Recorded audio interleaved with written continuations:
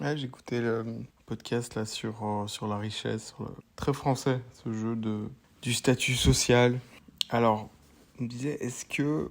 Il y a deux choses. Il y a les données officielles, mais aussi est-ce que vous vous ressentez comme pauvre? Je pense, pour moi, ma définition, je me ressens comme pauvre quand je ne possède plus mon temps et que je ne suis plus libre. Donc pour moi, être riche, c'est posséder son temps, pouvoir me déplacer, me payer un avion en classe économique. Je suis pas voilà, attiré par plus.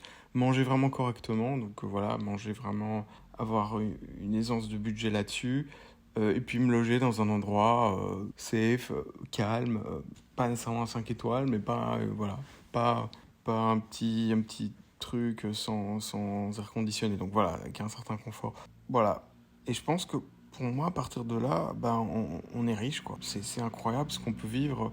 On est plus riche que le plus riche des hommes d'il y a un siècle, en fait, quand on y pense. Il pouvait pas prendre un avion comme ça, il avait pas l'air conditionné, il est dans un pays, il pouvait attraper la malaria.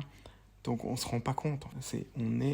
Alors évidemment, il y a une partie de la population qui possède pas son temps. Et pour moi, c'est ça la vraie définition. Après, le seuil de pauvreté en France, c'est 1 200 euros. Voilà. Les classes modestes, c'est entre 1 200 et 2 000. Puis entre 2 000 et 4 000, c'est les classes moyennes. Aisées, entre 4 000 et 6 000. Riches, plus de 6 000 et 10 000. Et ça veut dire, en fait, au niveau patrimoine, c'est classe moyenne entre 0 et 500 000 euros, entre 500 000 et 1 million aisé, riche au-delà d'1 million, très riche au-delà de 5 millions. Bon, voilà, moi ça me paraît pas...